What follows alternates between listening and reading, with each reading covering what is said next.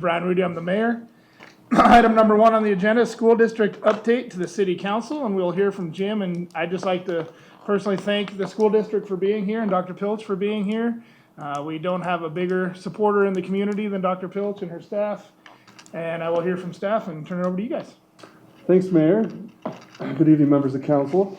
Tonight we do have Dr. Pilch with us, the superintendent of our school district. Dr. Pilch and I talk often about the shared interests and shared challenges that the city and the district have, and also a lot of the good things going on. And I think we both realize that it's been too long since we've had a more formal update. And so she was very gracious to come tonight and just share some of what's been happening with the district and what we can be looking for in the future. So with that, I'll turn it over to Dr. Pilch for your remarks. Thank you, Mr. Beckenberg, Mayor. Thank you for having us and council. Really a pleasure to be here. I want to give a shout out to Jim.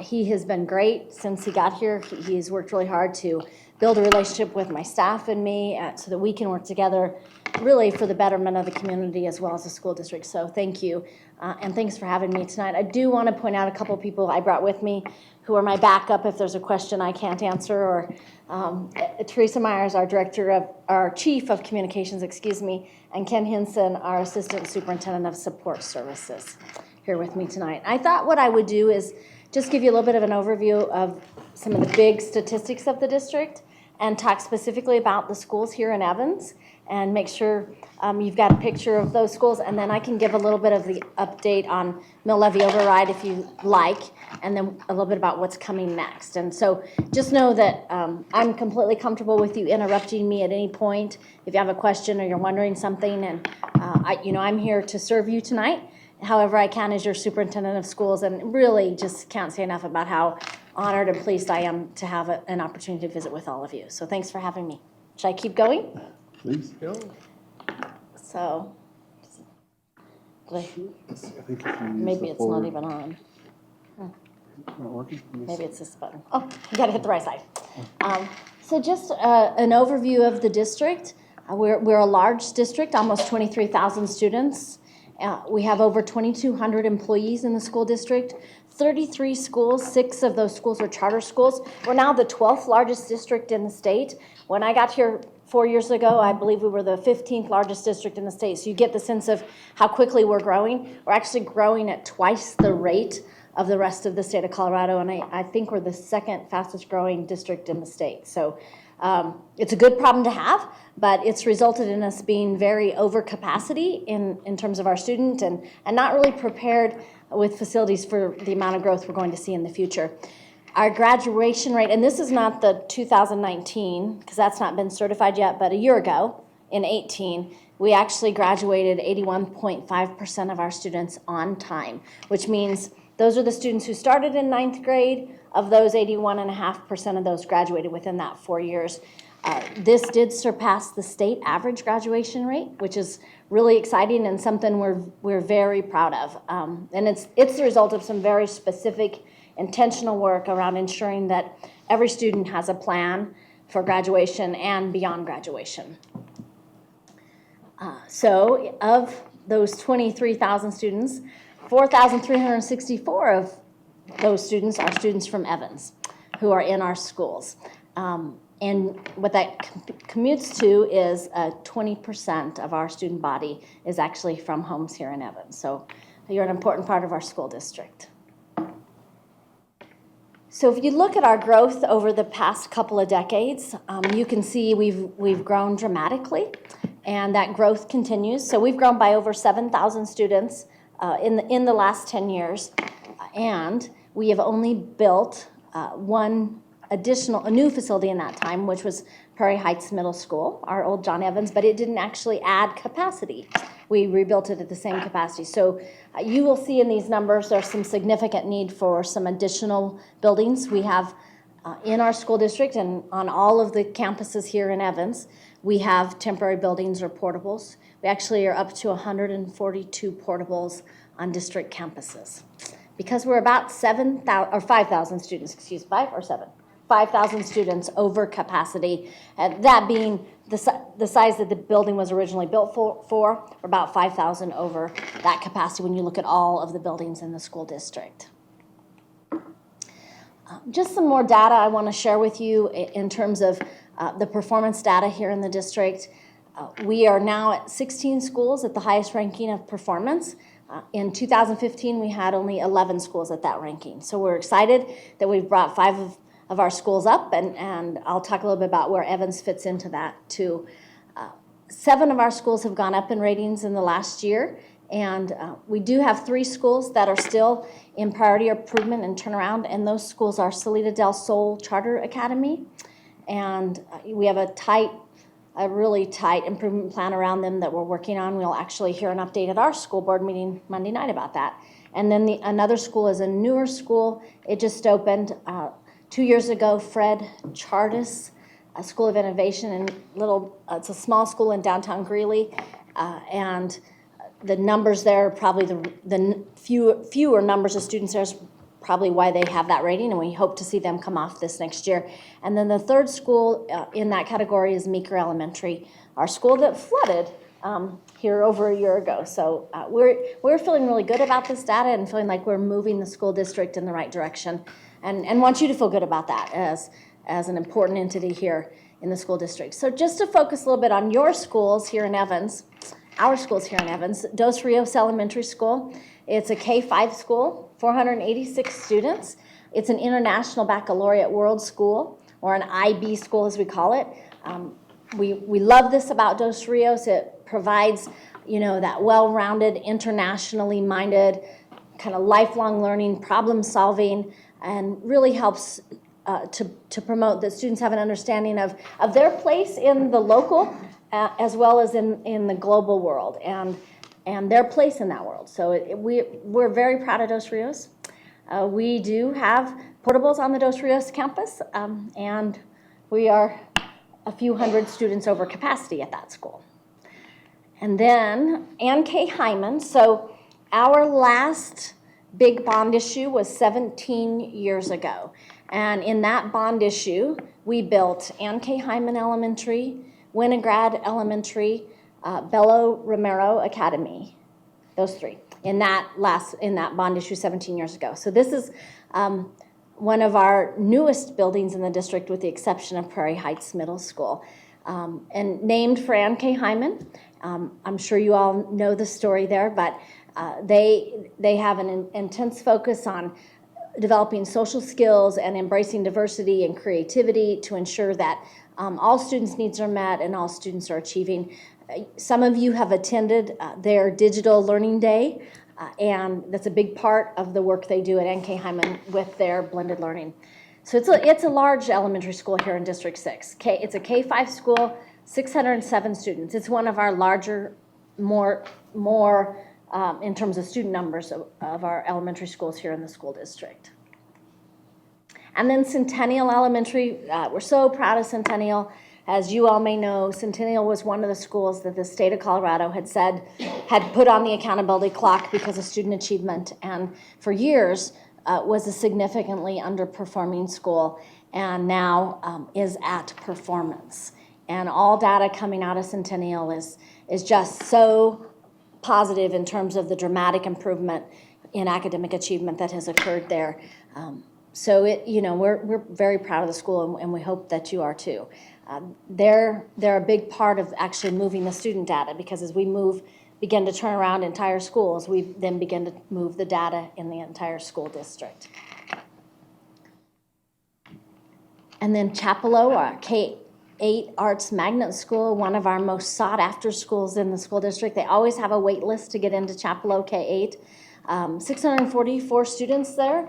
This school, of course, has the arts focus. It's a magnet program for the arts, but they also have a deaf and hard of hearing program there. And so we serve not only students from District 6, but at times students from other Weld County school districts. We will also serve them there because some of our smaller districts don't have services for our children who are deaf or hard of hearing, so they pay us tuition at times to send their children to us. So this is a very popular school. Ideally, we would, in the bond issue, look to create a performing arts space at Chapelot, and also add additional seats at Chapelot and increase the enrollment if we could, because there's a wait list to be at this school. And then finally, Prairie Heights Middle School, 715 students, grades 6 through 8. This was the rebuild of John Evans. We were able to build this primarily with BEST grant dollars, which are grant dollars from the state of Colorado. They provided us with $22 million, and our voters approved an $8 million bond to build Prairie Heights Middle School. It opened 4 years ago, and the school, as John Evans and then as it opened in Prairie Heights for over a decade, had been in poor achievement and had received some of the state's lowest achievement ratings. And we are pleased that this past year, Prairie Heights tipped up to that high level of performance, and significant student improvement and achievement there as the result of the work of the staff and the students at that school. So we're very proud of Prairie Heights, as you all are too, I know. Oh, I'm already to questions. I'll let you look at our lovely children. And you've heard me mention a couple of times the bond issue. So why don't I, first, before we go to questions, may I talk a little bit about where we are with the mill levy override that we passed just about 2 years ago now, and then I'll talk a little bit about bond. So in the fall of 17, we passed a mill levy override here in the school district, and as a result of those mill levy override dollars, we've been able to make some significant improvements. A big piece of those dollars has been technology. So upgrading all of our technology systems, as well as providing more individual devices for teachers and staff. Teachers and students, excuse me. Another big piece of that mill levy override has been safety and security. We added security cameras at all of our high schools and our middle schools. We've been able to replace damaged locks and doors to better secure buildings. At all of our buildings, we added an additional campus or security monitor at each of the high schools. Another big piece of the mill levy override has been career pathways and career readiness. As a result, we have hundreds of students who are serving in career internships and apprenticeships. We just started this past winter with an apprenticeship program with Vestas Manufacturing, and we just launched 15 more juniors this summer who are doing a pre-apprenticeship program at the Vestas campus and beginning to learn that advanced manufacturing. We also added an advanced manufacturing program at Greeley Central High School, which will actually allow, it'll open this next fall, which will actually allow students to leave high school with certification in one or more of, I think it's 7 areas of work within the advanced manufacturing field. So we're very serious about this workforce readiness and getting kids ready for workforce after high school career workforce, rather than assuming that everyone is going to be a 4-year college graduate. We'll be building out a career pathway for early childhood education this next year. I think you all are aware of the pathway for construction trades and the work those students have done in building Habitat for Humanity homes alongside construction workers. So really big work happening with career pathways as a result of the mill levy override. And then lots of new curriculum. So we implemented mathematics and language arts curriculum that was over a decade old last year. This year we'll be implementing social studies, and then next year we'll bring on science. So when we went for that mill levy and we thought about $14 to $16 million a year in a $220 million budget, it was hard to imagine that we would be able to have such an impact like we have had. And we have worked really hard to follow the promises that we made to our voters, and those dollars are making a big difference. We have a citizens oversight committee with 6 different community members on it, and they're watching how we're spending the money and reporting out on that. And so far, the reports have been good for us on how we're spending the dollars. So we're pretty pleased with the work we've gotten done with those mill levy override dollars. And I just signed a purchase order today that our board will approve Monday night to replace projectors, and so that classrooms have projection capability like what you have in here, but much smaller, classroom size.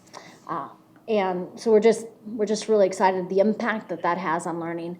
You may have heard about our blended learning In the past, I mentioned it a moment ago about Hyman, but Centennial Elementary was one of our first blended learning schools in the district. They started 5 years ago. And so blended learning is the ability for a student to be on a device for part of their learning and direct instruction with the teacher for part of their learning. We now have blended learning in every single one of our schools in District 6 because of the mill levy override. So it's been really powerful. And then we are looking at our facilities and doing a lot of study and a lot of work with the possibility of asking our voters to consider a bond issue in the fall, which is different than a mill. It's still an override, but it's different than the mill for operation, whereas a bond is simply, it's bricks and mortar, furniture and equipment. It's not people and programs. So we had contracted with an architectural firm this year and sadly learned that we have about $1 billion in need over the next 10 years. And so we're working hard to whittle that down. We know we cannot ask our voters for $1 billion. So we're working hard to whittle that down and to prioritize and to identify the most important things that need to be done. Capacity is our biggest concern with being over 5,000 students over capacity. We know we're going to grow by another 1,500 to 2,000 students in the coming years.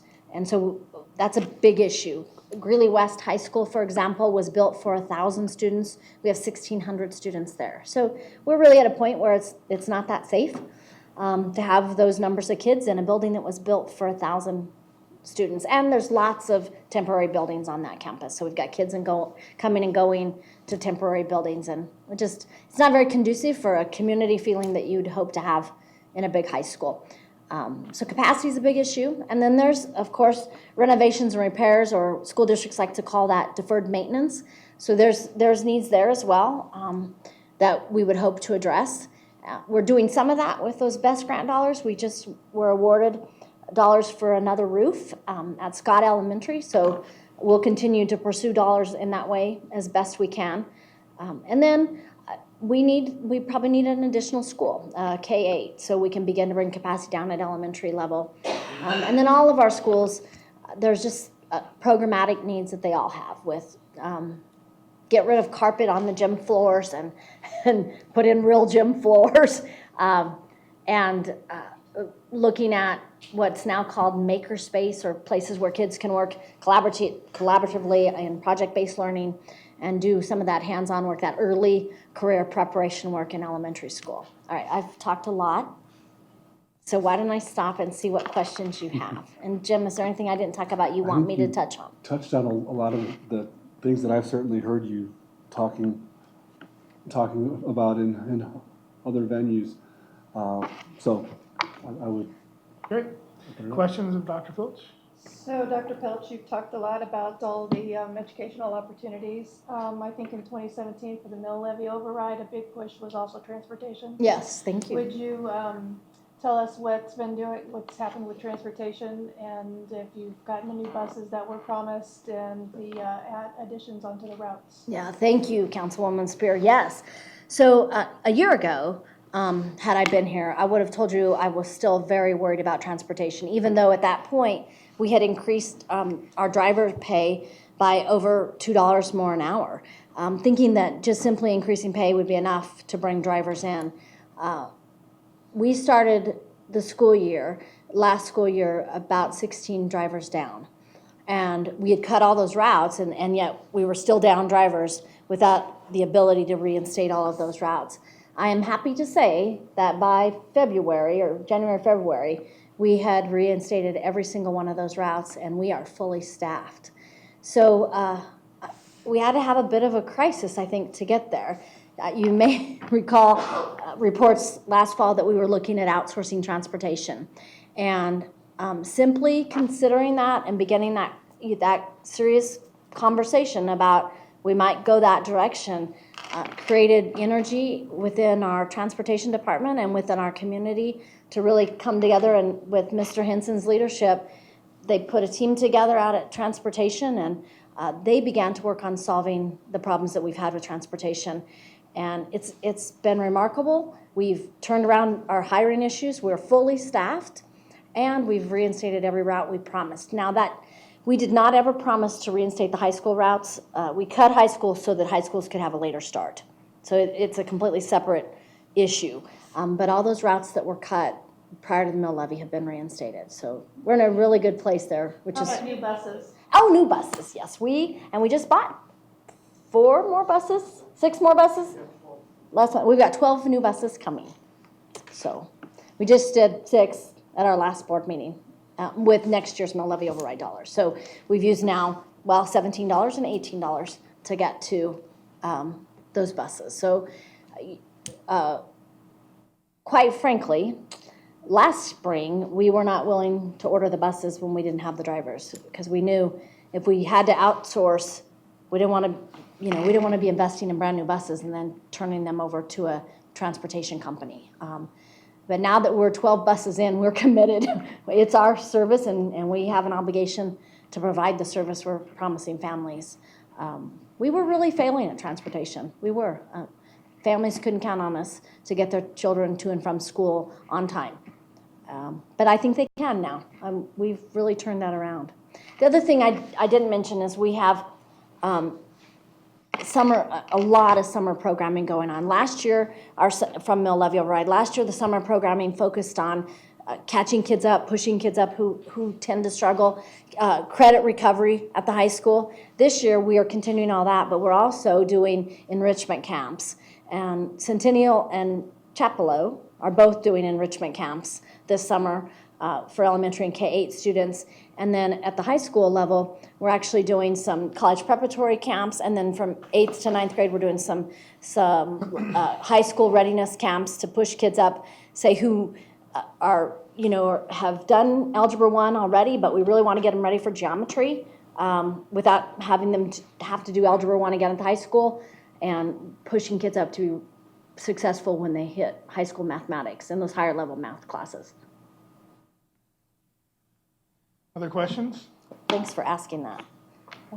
I think first, thank you so much for the service that you provide as a mother and a community member. It means a lot, and I really appreciate all of the work that the district does. It was never an issue for me to know this is where my child needed to be, so I really appreciate that. Having said that, my concern as a councilwoman and a resident is really that long-term growth that you spoke of. So as we move forward and we're looking at new projects, we've got a lot of new projects coming up in the city. We're looking at a lot of growth, which will necessitate the need for additional facilities. And I know that's on your radar. But when you speak of that billion-dollar need, does that include that growth, or is that kind of an average growth factor? And are we talking facilities, people? It does not include the people, Councilwoman Castle. It is just facilities, furniture, equipment. But when you have additional students, you have additional funding. So that additional funding will take care of the people typically, unless we come up against significant statewide cuts again with education. But that $1 billion does include future growth. We worked with a demographer. I do think he's a bit conservative, which they need to be, because you don't want to overproject and overbuild. But as I look at District 6, part of our growth is families staying and coming back. So as we continue to perform, I think our growth is going to be even greater than what's been projected. Because they're looking at the last 10 years as they look at the next 10 years. And I don't think we're the same district that we were 5 years ago, in a good way. Having said that, one of the things we've talked about, and I want to be really clear, I'm not promising a high school in Evans, but one of the things we have talked about is over the next 10 to 15 years, the possibility of a small high school in Evans. We know we're going to need more high school seats. Very likely in this bond, we will rebuild Greeley West High School. I am not a proponent of a 2,000 or 2,500 student high school. I've run that size of high school. I'd like to keep Greeley West under 2,000, which means we will need additional high school seats. We can build on to Northridge, but we're going to need seats out in Evans. So I don't think it's out of the question to consider a small high school sometime in the next 5 to 15 years for Evans. When you're talking about Greeley West, just on that point, and I don't know where I heard this, but I did hear it would cost more to fix Greeley West than to build a whole new Greeley West. Is that Not exactly. It's about it would cost about 2/3 of what a new building is to fix it. And so when you start looking at spending over half of what you would spend for renovations compared to a rebuild, I mean, it's just not a good investment of money. Part of the problem we have at Greeley West is the addition there is really built with materials that have a 20 to 25-year lifespan. And we're past that 20 years now. And then those old round buildings, Greeley West, Madison, Brentwood, Scott, the design and the materials that were used have just not held up well in the Colorado climate. And they're actually, the architects were actually recommending a rebuild on all those 4 schools. We know that's too much to ask of folks in the first time out, but in the next 10 years, we will have 2 elementary, Madison, Scott, Brentwood, and Greeley West all need to be replaced, just like John Evans was. It's the same kind of school. Are you planning on rebuilding Greeley West on the same site? Yes, sir, we are. We have enough land there and enough fields, enough parking lot to actually be able to keep the kids there and build on that site. Yeah.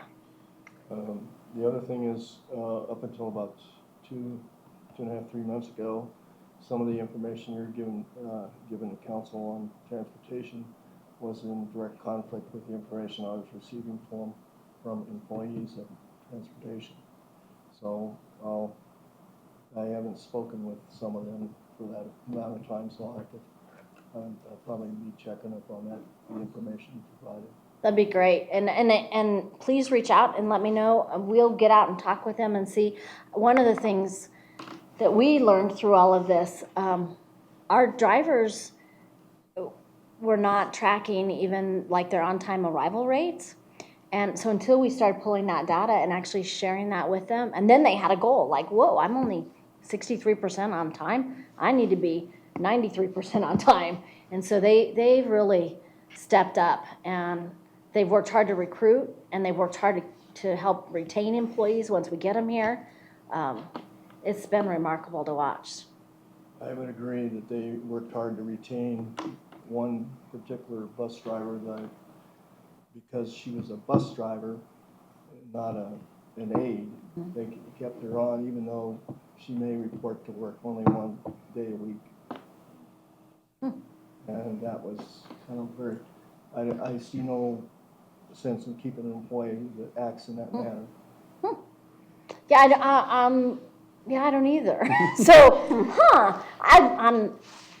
I'm welcome. I would welcome more information about that, Councilman.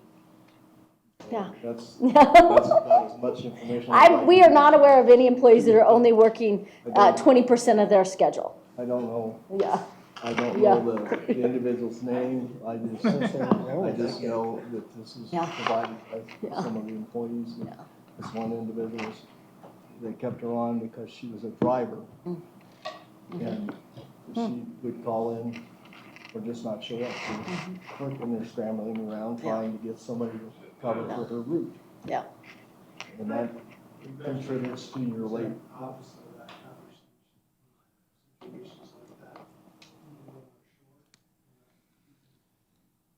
We're not keeping people, no.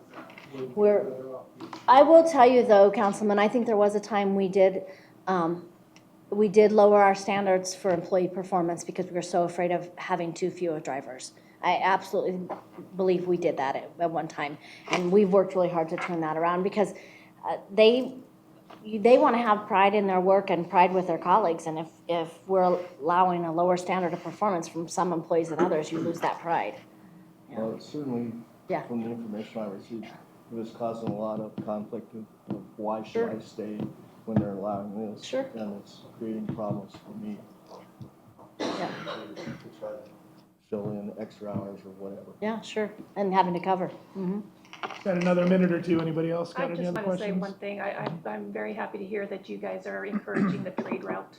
And for people that are, or for the kids that aren't on the college route, did the mechanical school at Central get shut down? Do they still have the mechanics? So that is the program we converted to advanced manufacturing. Okay.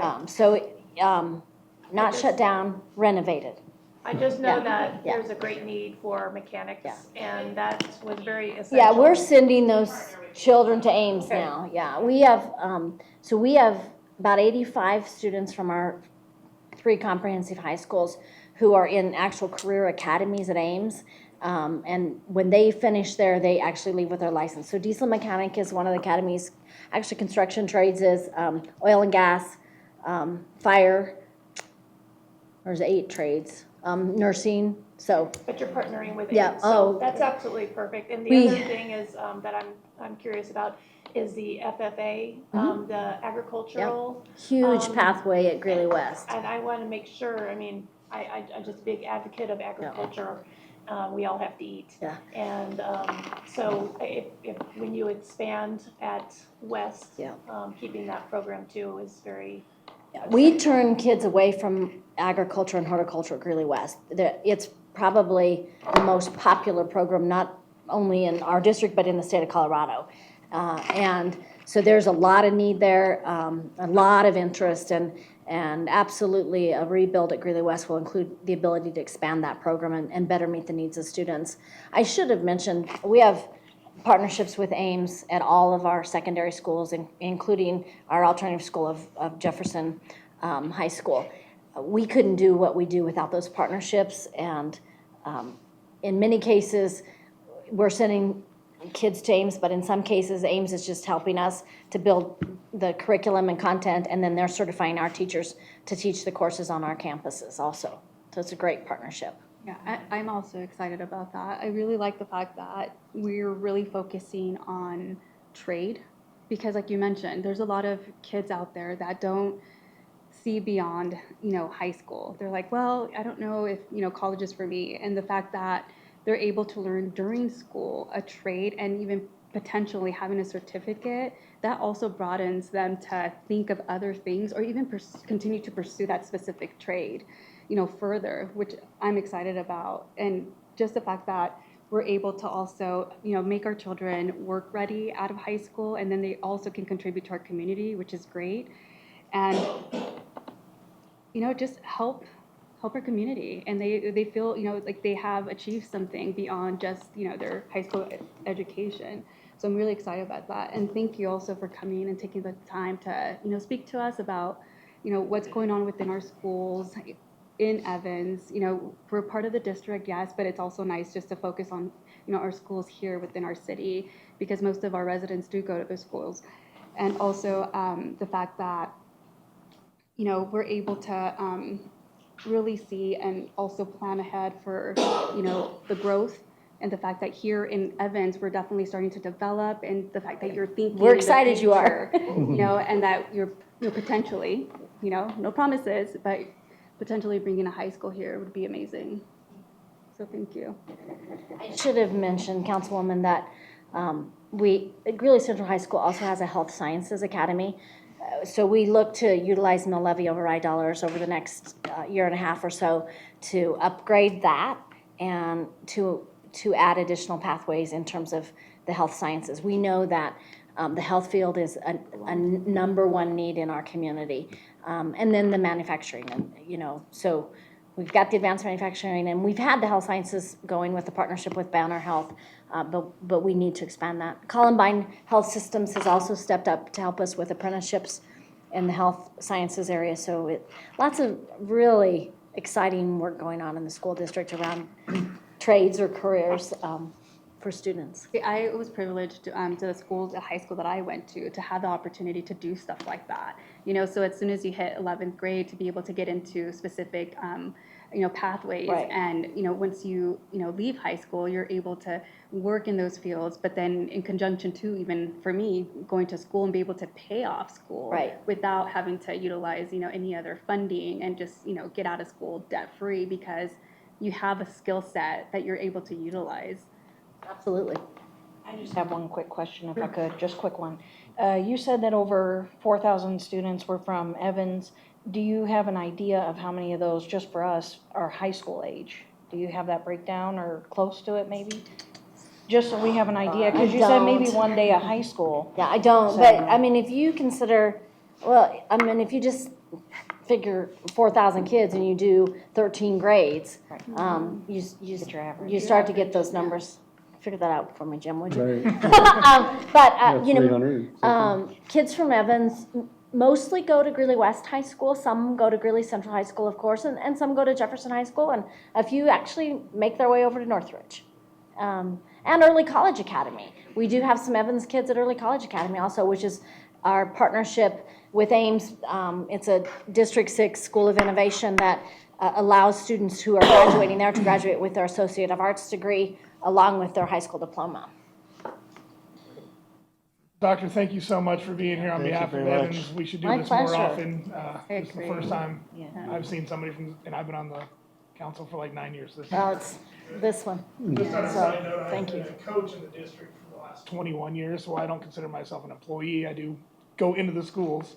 And I can just tell you, you can feel a difference in the last 4 or 5 years. It's just way more positive, heading in the right direction, and you're just doing a fantastic job. So Thank you, Mayor. you can feel it in the school. You see it in the Thank you. teachers. You see it in the students. And Well, that's the most everybody's important. working really hard, and I You can see it. have amazing staff and amazing teachers, and I have a great school board, so I'm really a lucky person. Thank you. Thank you. Thank you so much for your time. Thank you. Thank you guys for Thank being you, here. thanks for having us. Have a great again. Thank you for having Go us. ahead and get set up here.